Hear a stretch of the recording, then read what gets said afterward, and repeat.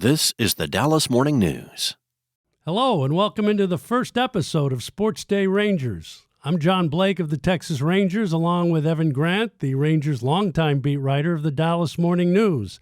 And on this week's episode, we're going to have Rangers Hall of Famer Michael Young talk about the past and the present in his role with interacting with Bret Boone. We'll also be talking about Bret Boone's first week as the Rangers hitting coach, and then later we'll have a 40th anniversary moment from the Rangers archives. All right, well, let's get on with this. Okay, so basically I retired full-time at the end of last season. I've been looking for something to do, so Evan and I came up with what we think is a really good idea. Actually, I got a call from John's wife, Harriet, who asked me to please get him out of the house because he was driving her crazy. So I came up with this idea. Right? We're going to do a podcast about the Rangers that kind of borrows from my experience covering the team on a day-to-day basis and from John's experience of 40 years of history with the Texas Rangers and 47 years of history in Major League Baseball. So here we are with the SportsDay Rangers podcast. If you want to follow us, you can follow us on X, which used to be Twitter, under either Evan_P_Grant, or I'm at Ranger Blake, which is much easier to remember. Yes, every week we're also going to plan to have at least one guest from some time in the Rangers' past or their current. We'll talk about some items from the archives. We'll talk about the current team. We'll have a little bit of fun, and who knows where else this will go. You know, where John and I are concerned, a lot of times it's just devolved into yelling at one another. So if you like the show, you can rate and review it and share SportsDay Insider. And we'll help other fans find the show, and hopefully you'll enjoy it. Hopefully we'll have a little fun with this. So we're going to start with looking back at a week in review kind of thing and looking ahead. And it was a pretty momentous week for the Rangers, Evan. A lot changed, and a lot of it revolves around a former all-star second baseman with the Mariners, Bret Boone. Yeah, you know, John, look, I think that Chris Young has been very proactive this season in wanting to make sure that this offense is everything he believed it would be.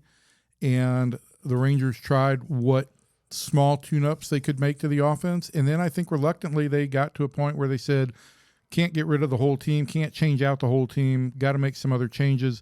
And that led to the ultimate decision to let Donnie Ecker go. And I think that, and we'll get into this with Michael because I think he played a little bit of a role in this, but the way that Bret Boone ended up as the Rangers hitting coach is rather unusual. A guy who had no experience as a hitting coach, but has oodles of experience, right? 14 years of playing experience, 2 top 10 finishes in the MVP voting, 3 All-Star appearances, and 2 Silver Sluggers. So he's got the bona fides, and he's got something that I don't think the Rangers really had on the hitting side, is just somebody who walks in with that immediate cachet. And testing this, having a new hitting coach, going on a road trip to Fenway Park, and then going to Detroit, playing one of the hottest teams in baseball, maybe not the greatest recipe, but if you look at the results, especially those last 2 games in Detroit, where the Rangers outscored the Tigers 16-4, and just watching it from afar, and you were there, the approaches look good. I mean, two-strike approach, comfortable at the plate, moving the line along like they did in those first 2 months of 2023. And I'm not comparing it to that, but they were able to kind of move the lineup along and be productive. Yeah, you know, I mean, people will focus on the fact that in the Saturday game in Detroit, they hit 5 home runs, which was a season high. But for me, the important things that I saw, aside from the slugging, was that Wyatt Langford in that game scored 3 runs without a hit. Adolis Garcia had 2 RBIs without a hit. And we know this team can run into some balls and hit home runs, but I think where they were coming up short was they weren't optimizing individual run scoring opportunities. And I've seen more of that in the last week. And as you know, I've always been a glass half full guy, rose-colored glasses. Sure. You know, you look at this last week, they did go 3-3 on the road trip. That's their first 500 week-long road trip of the year. They did win a series at Detroit, which had the best record in the American League. And that was their first series win in over a month. And if you go back and break down some of the games, the one loss in Detroit was to the reigning Cy Young Award winner, and they lost that game 2-1 and had chances. And then they lost a game in Boston, and that would have given them that series as well, where they had a lead and kind of, one of the rare times the bullpen couldn't hold it, but also the offense couldn't tack on. So I think it was a very encouraging road trip for the Rangers. I'm not going to sit here and say Bret Boone cured it all, but I do think that there is, there's always a message that goes across to the team when you change coaches. And some of it is if you're not getting along with a coach or you're not getting the messaging, maybe you have a better interaction. But also it's notice to the players that you guys haven't done your jobs. There's more that needs to be done. So I think all of that is a part of it. And then look, I wrote about this at the start of the week. I think the biggest thing Bret Boone has done when he's come in here is said, look, guys, I'm going to listen first. And you and I both know who Bret is and know his whole family and know that they can talk and they've got lots and lots of stories. And he's even said, look, listening's not my forte, but I think he's tried to listen. And I think the message that he's tried to get across has been watch the game, see the game, play the game. Pay more attention to situations than you do to your biomechanics and how you're standing at the plate and what pitchers are going to do in different counts. And I do think it's freed them up just a little bit. Maybe that's just a narrative, but it does. I can't argue with the results. Well, the thing is, too, at the beginning of the season, everybody thought, boy, this lineup is going to be deep, 1-9. And as the season has played out to this point, that's not the case once you get past the first 3 or 4 guys. And just going back to that 2023 season, and I'm not comparing it, but that lineup from 1-9, you could produce. Like I said, you could move it along. And at least in a very small sample, like I said, you kind of saw that in Detroit.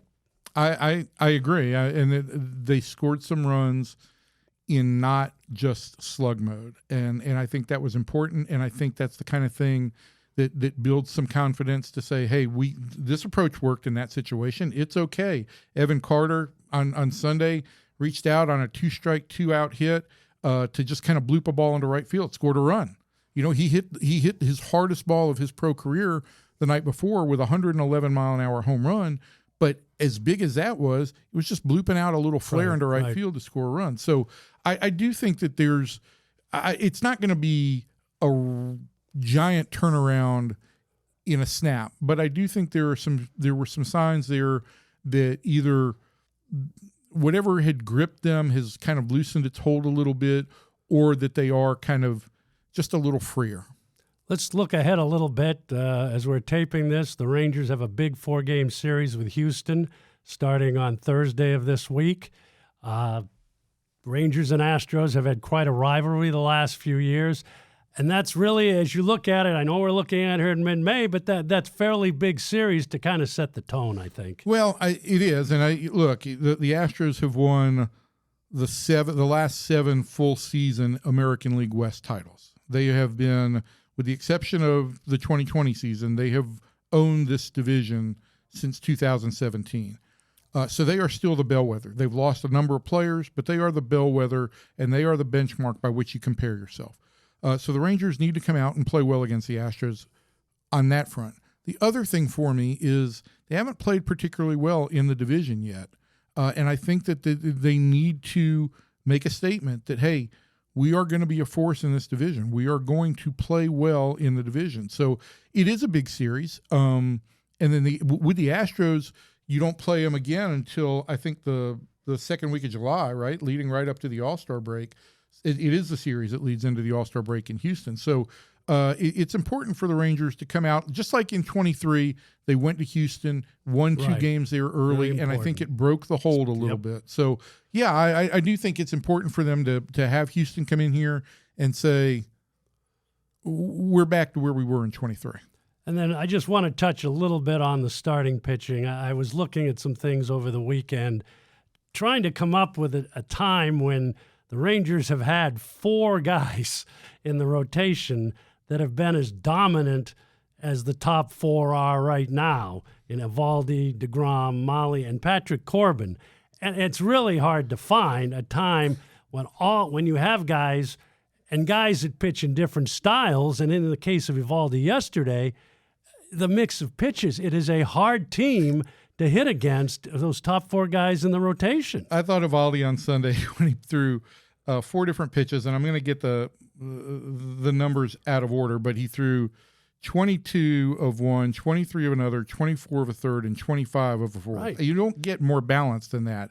And I think the 24 was curveballs. It's the most curveballs he's thrown since he's been with the Rangers. It's impossible to get to really get a hold on a pitcher in that situation.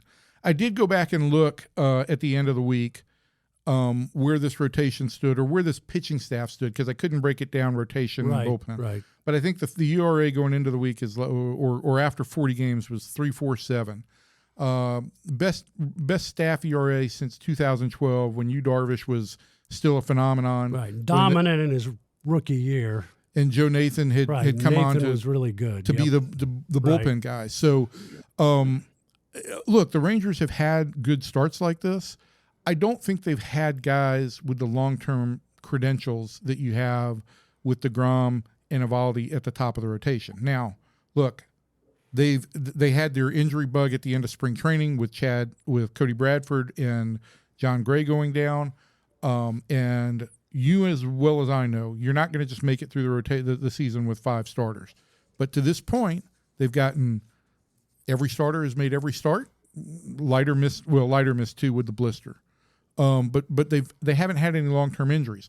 That's going to be the question. If and when something crops up, will they have the depth to replace it? And if you look historically, obviously teams that can keep their starting rotation intact and healthy do better. I mean, historically over a season, if you look at like 2011, for instance, 5 guys made 29 or more starts for the Rangers.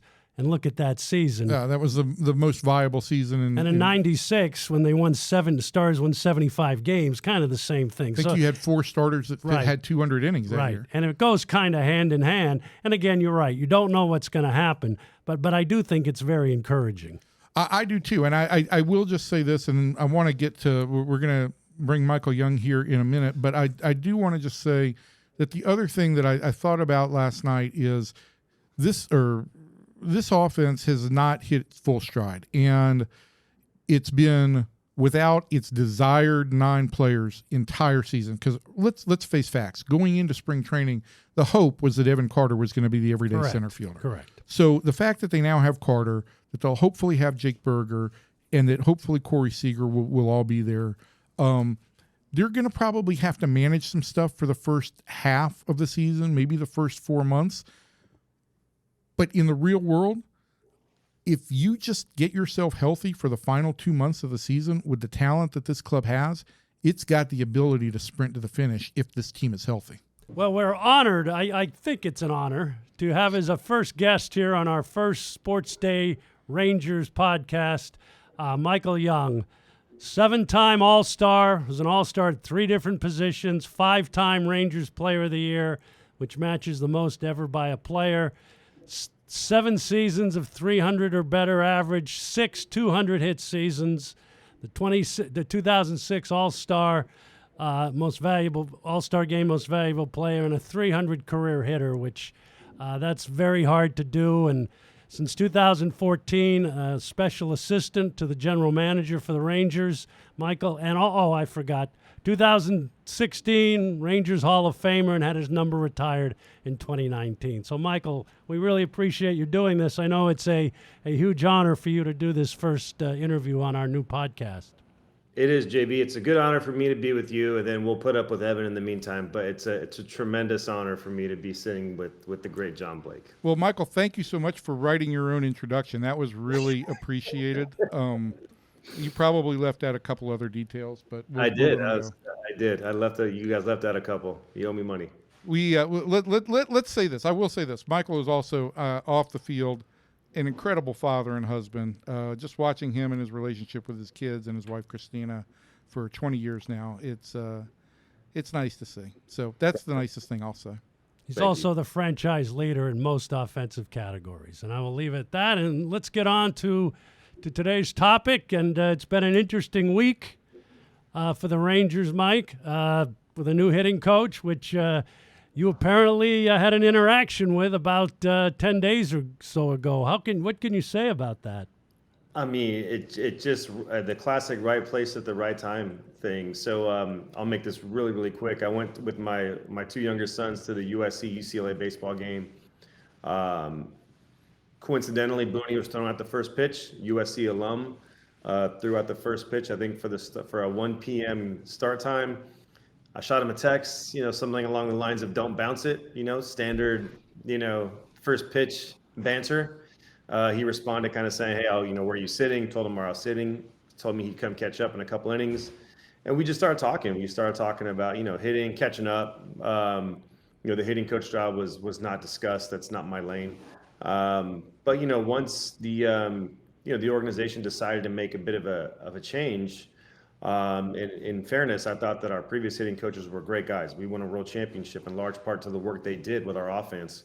And that's always a really, really difficult thing. But once kind of like the decision was made to sort of switch gears, I just started talking about, kind of relaying the content of our conversation. It was something I think Siwa was kind of looking to go in that direction.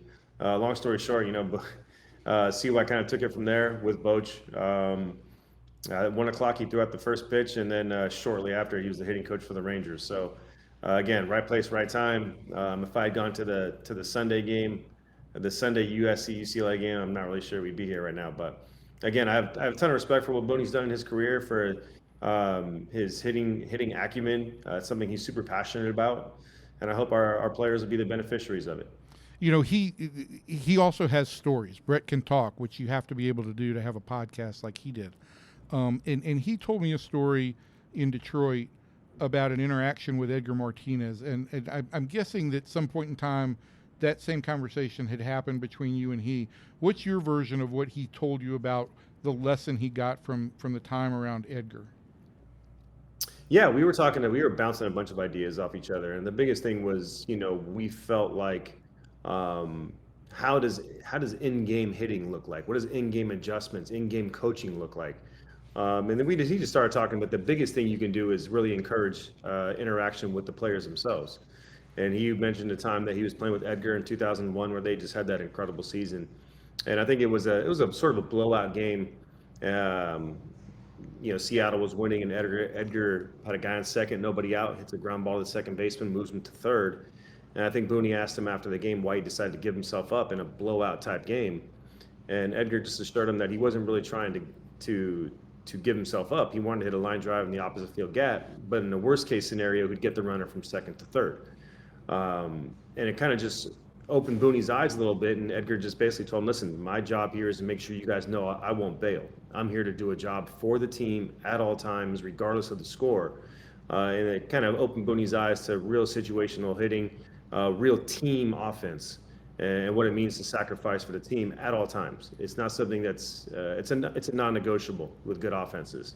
They're going to do their jobs in fundamental situations. So Booney said, if Edgar's doing it, I'm doing it, and if I'm doing it, then the 25th guy is going to do it. And it sort of created a little bit of a mojo for that 2001 Seattle team, which obviously went on to have an incredible season. That's a funny thing. Like I tried my best to recreate as Boone told this story in Detroit. He got on a roll, and it was by the end of it, it was one thing led to another, right? It was this guy sees this guy sees this guy gets an RBI and builds his confidence, and the whole club gets rolling. And I tried to relay that the best I possibly could, but there was a lot of words in there. And then I got a text from Tom Grieve the morning after, and he said, I was reading that Boone quote, and it sounded like Ron Washington was talking. And it did kind of. He really got on a roll when he was talking about this stuff. And he does have that infectious kind of approach to hitting and being, at this point, I think, encouraging.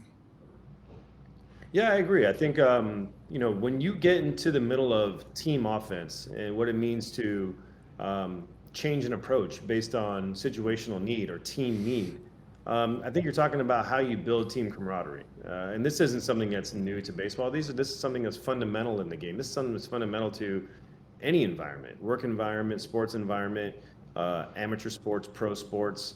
It doesn't matter. You want to build team camaraderie, and the best way to do that is to sacrifice for the people around you and know that you're prioritizing things that are fundamental to the game. So again, this isn't anything that's groundbreaking, but it's making sure that you're really, really hitting on the fundamentals and stressing them and prioritizing them. And it was something that Booney spoke to, and I certainly agreed with it. So we'll see if the guys can kind of take it from there. Mike, what about, we all know that the way coaching is at the major league level has changed a lot even since you were playing, and you've got a chance to see it a little bit at the WBC in 2023 when you had a very large coaching staff like major league clubs do now. But what effect, and you went through this once in 2011, and it was a different situation when we had Rudy Jaramillo as our hitting coach for a long time, Clint Hurdle in 2010, and then they bring in Thad Bosley to start 2011. It doesn't go great. Scott Kuhlbach comes in for the second half of the season. What is it like as a player when you have a change with a hitting coach in the middle of the season? It could be good. For the 2011 team that you mentioned, I think it was good. I hate to say that. I don't like to see people lose their jobs, but it was a good thing. I think the team needed a bit of a reset, a reboot, and it paid immediate dividends. I'm a believer that a hitter's best hitting coach is himself.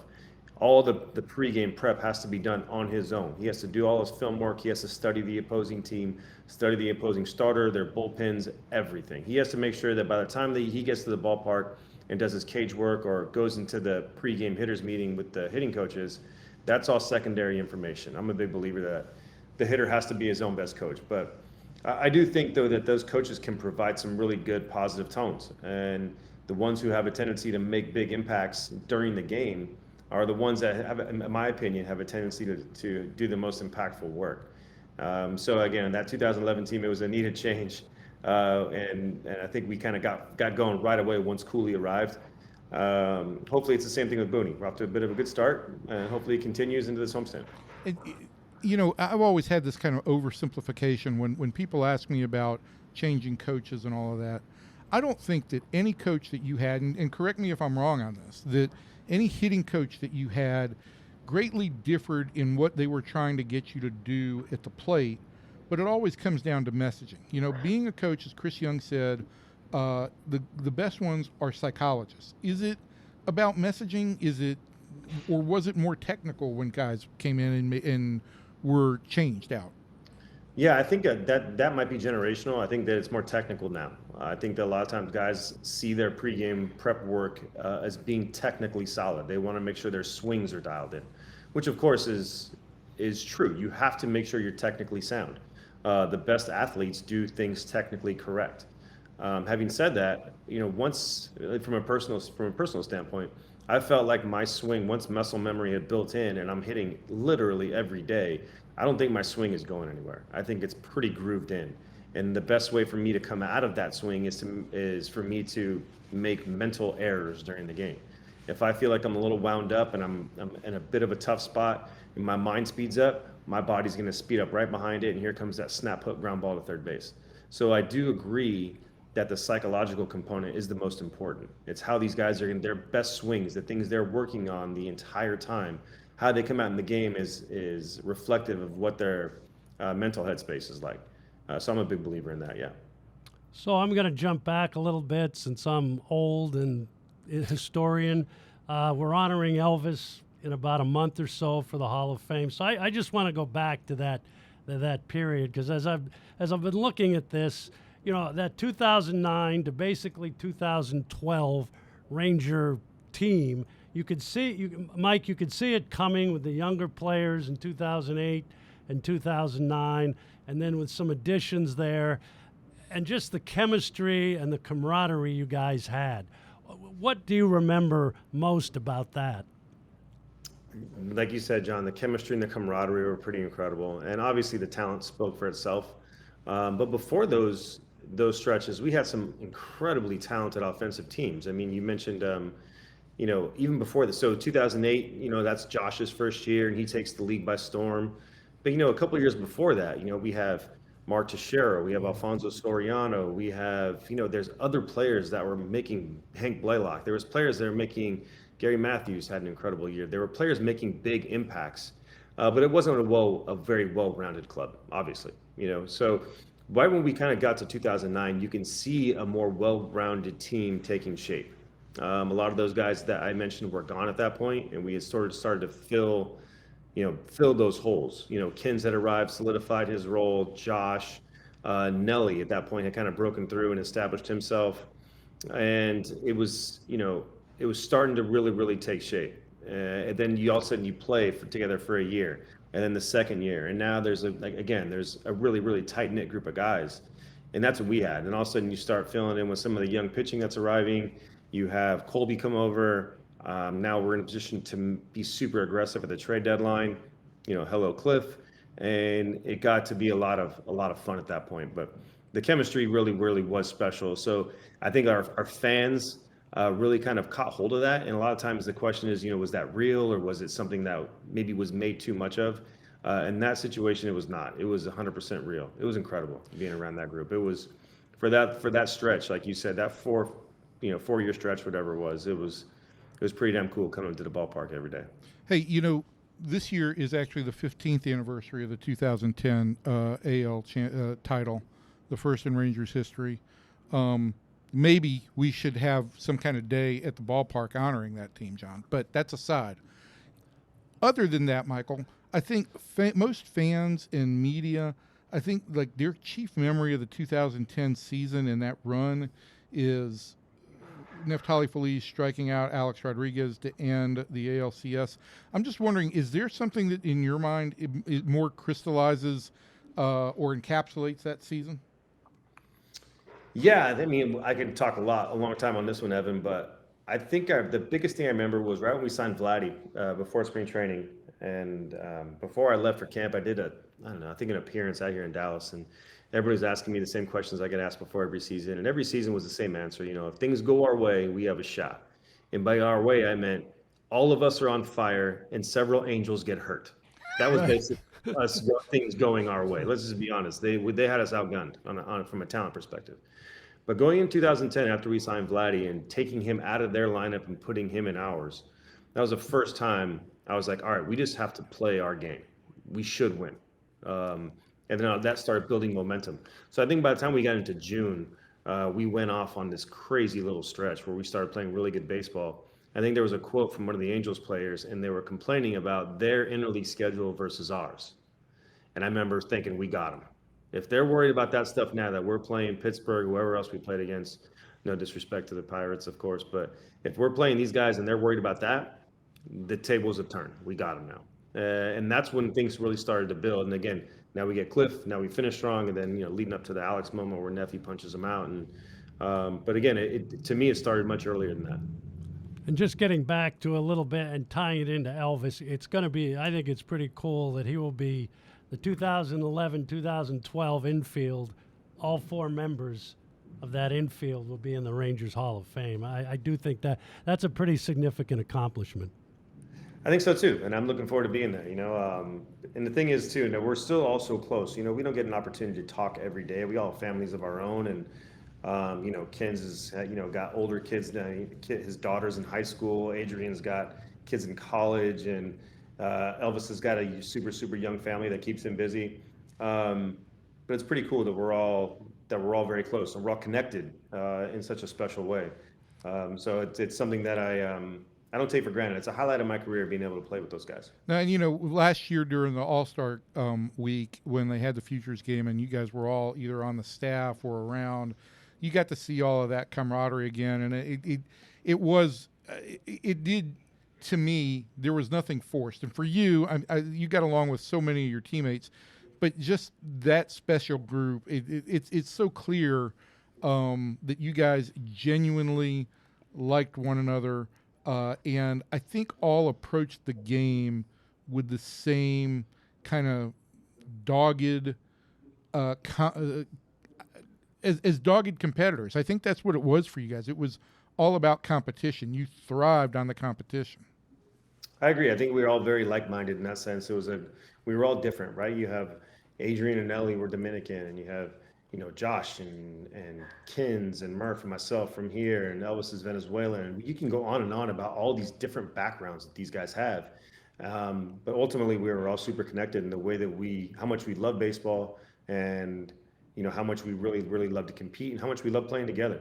It was a really, really special group, man. I think about it a lot. And again, when I think about my career, um, I've heard before, I think when Greg Popovich just retired, they were just giving some clips of him and saying how wins and losses kind of fade over time.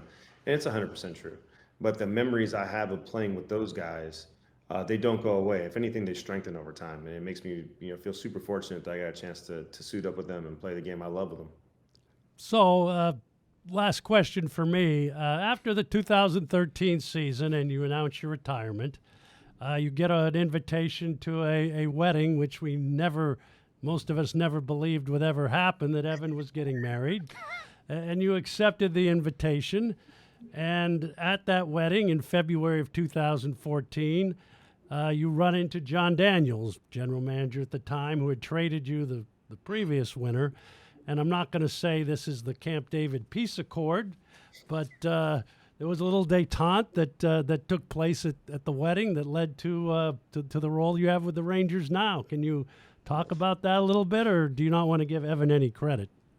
I can do both. I can not give Evan any credit. I'll give Gina credit, Evan's lovely wife, because like you said, I mean, it's a miracle that he was even there in the first place.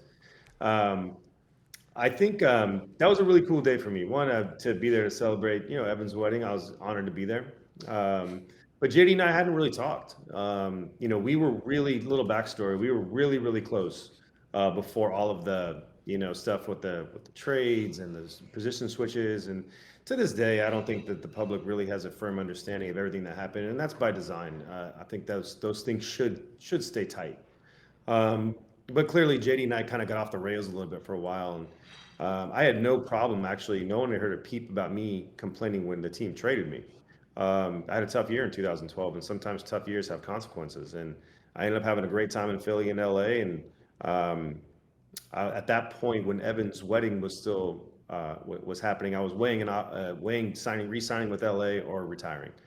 But I went to Evan's wedding, and I think Evan put JD's table right next to mine, so it created a little bit of an awkward environment. Thank you. I didn't seat you at the same table. What's that? I didn't seat you at the same table. True. So anyway, I was like, you know what, man, I'm tired of this. JD and I were close at one point, and we can be close again. And I shot him a text, and I was like, so we gonna get a drink or what?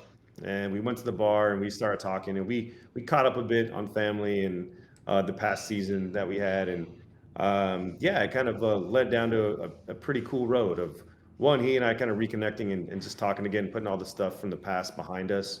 And then it led to my role with the Rangers now, which even being here now, I thank JD for it. JD is the reason that I have this role. He believed in me enough to bring me on, to keep me connected with the Rangers and keep me connected with the organization. He's the reason that I'm here. Obviously now I have a relationship with CY and Ross and Josh and all of our scouts and players and staff, but JD's the reason that it happened in the first place. And I'll always be super grateful. We had a great chat that night at Evan's wedding. Again, we were able to kind of provide a launching point for us to kind of dive back into the stuff that happened before. Both of us kind of expressed a little bit of regret, and know that we learned a lot from it. But to this day, he's one of my very, very good friends. We keep in touch. We talk a lot. We talk baseball a lot. But again, one of my really, really good buddies, and very proud to call him a friend. Proud that we had a tough moment and put it behind us. But really, it was the juggling clowns that brought you together. No. It was not. We reconnected in spite of juggling clowns. Matter of fact, I can't believe there were juggling clowns there, and I actually stayed. So it was definitely some higher powers that kind of kept me there. I should just clear this up. I have cousins who are clowns, John, and you know this now. They are certified clowns, not Ringling Brother, Barnum and Bailey clowns, but they performed. And whether in the Grant family, whether or not you wanted them to or not, Karen and Bounce were going to juggle at your wedding. And they grabbed Gina, they put a paper rose in her mouth, and then they proceeded to juggle bowling pins until they knocked the rose out of her mouth. And they feel like that it's kind of a ritual and a rite of joining the Grant family, that somebody be able to stand in there. And she made it. She was a trooper. But yes, I've heard many times about, I had clowns at my wedding. In my opinion, that will never be the highlight of that wedding. It was the JD Mike Yeah. conversation. What he's leaving out, and by the way, this isn't a shot at family. I'm all for family. But, clowns also, they sell meth on the side and they steal cars. So I'm not suggesting your family does that anyway, Evan, but that's what clowns do for me. This is why we have a very adversarial relationship. One time, I believe a clown attacked you coming out of the dugout. It did. Who was that clown? It was Elvis. Yeah. You going to wear a clown suit to his Hall of Fame induction? Great call. Unfortunately, he probably wouldn't even bat an eye. Like that's the thing. He's kind of sick in the head. He probably think that clown was actually invited and has a front row seat to his Hall of Fame induction. He does kind of thrive on clowns. Michael, listen, it's great to catch up with you about Rangers history, about this current team. I know that lots of guys in baseball have special assistant titles. I don't know that there are a lot that work any harder than this group with the Rangers, and you and Ian and Nick Hundley, who's a senior advisor, and Colby as well, and Darren Oliver as well, that you guys do put in the hours and you do talk baseball, and I think you are a really good group of sounding boards for Chris Young and for JD before him. But it has been it's been a real pleasure to watch you guys kind of interact and how much effort you actually put into a role that a lot of clubs view mostly as ceremonial. So hats off to you for that. Thank you for joining us. And next week we'll have a guest on who hopefully will talk a little bit more about you, because it's going to be all about you. Oh, I know you're bringing on. So, I mean, he's got some stuff on me, that's for sure. So, congrats on the job, guys. You guys did a great job. Thanks, Michael. Take care. Thanks, guys. Appreciate it. One other thing that we're going to do here is highlight John's current work, which is artifact collector. He is in charge of the Rangers Archive, helps coordinate the Hall of Fame. If you've been fortunate enough to take a tour out at the ballpark, you may have John showing you around. And so we're going to dig deep into his little closet at the ballpark full of artifacts and talk a little bit about this week in the archives. John, what's something from the Rangers history that kind of applies to where we're at right now? And we could use a good working title for this. This Week in Archives is a little bit, I took it after This Week in Baseball, which was TWIB, so this is TWIA, I guess. But we could use, if you've got any suggestions, please send them in and keep them clean, please. So I went back for the first one, and we're going to do this kind of every week, I hope. Try to take an event around the time of year, a time of the week we're taping the podcast. And I'm going to go back 40 years ago to May 16th, 1985, when Bobby Valentine was hired as the manager of the Rangers, an in-season hiring. And just to preface this a little bit, this was my first full year as the Rangers PR director. It was also the first full year of Tom Greaves' tenure as general manager. He was only 37 years old, so he was pretty young. And one thing that I learned and have tried to learn throughout my career is one of the toughest things to do is to orchestrate an in-season hiring with a manager. I have found this historically to be the case. And in this current one, I will say the Rangers flunked this totally. So going back, just to kind of set it up a little bit, Doug Rader was the manager of the team. He'd been hired after the 82 season. Doug did not wear well with the veteran players. The team did not have a good year in 1984. They brought him back for the 85 season. And again, Tom Greaves was kind of inheriting him. And we got off to a horrible start. I mean, I think we lost 7 of our first 8 games. We didn't play well. And they came to a conclusion that it was probably time for a new voice to lead the Rangers on the field in May of that year. So the team president at the time, Mike Stone, the first person he reached out to was Earl Weaver. Now, I had worked with Earl Weaver his last 4 years as the manager in Baltimore. Earl had been retired for 2 full seasons, and predictably, Earl turned them down. I mean, why would Earl Weaver... When Mike told me he was going to ask Earl Weaver he was going to call Earl Weaver, I said, Mike, I can't imagine he's going to have any interest in this job. He didn't. But ironically, a month later, he came back and managed the Orioles when they fired Joe Altobelli, and that didn't work real well for Earl either. He should have stayed retired the last year and a half in Baltimore. They just can't stay retired. So in that case, after that little dalliance with Earl, Tom Grieve really was high on Bobby Valentine. Bobby Valentine was 35-year-old third base coach of the New York Mets. They had played together in New York. They had gotten real close. They talked baseball on the bench during the last couple years. Right. To Michael Young's point, right, that's one thing that Tom has always talked about, how much he and Bobby talked on the bench when they were both bench players for the Mets. And they watched the game, they talked about the game, and Tom felt like he learned a ton from Bobby. Right, and Bobby was brilliant. He was young, but where we were, it was probably the right way to go. The way we orchestrated it, however, was not the way to go. So Valentine, Why? What happened? Valentine was the third base coach of the Mets, and the Rangers were on a 3-city road trip while this was going on. We started in Detroit. Didn't play well. And then we went to New York to play the Yankees. So instead of firing Doug and bringing in an interim manager until they had worked it out with Valentine, Grieve and Stone flew to New York and met Bobby at Newark Airport. And of course, it got out. And so poor Doug, and Doug was tough. Doug was, Evan knew Doug a little bit later on, but Doug was a very intimidating man. And I was the only one on the road trip that knew what was going on. And poor Doug came up to me 2 days in a row and said, "Am I getting fired?" And I said, "Doug, I don't know what's going on, Doug." But it was so awkward.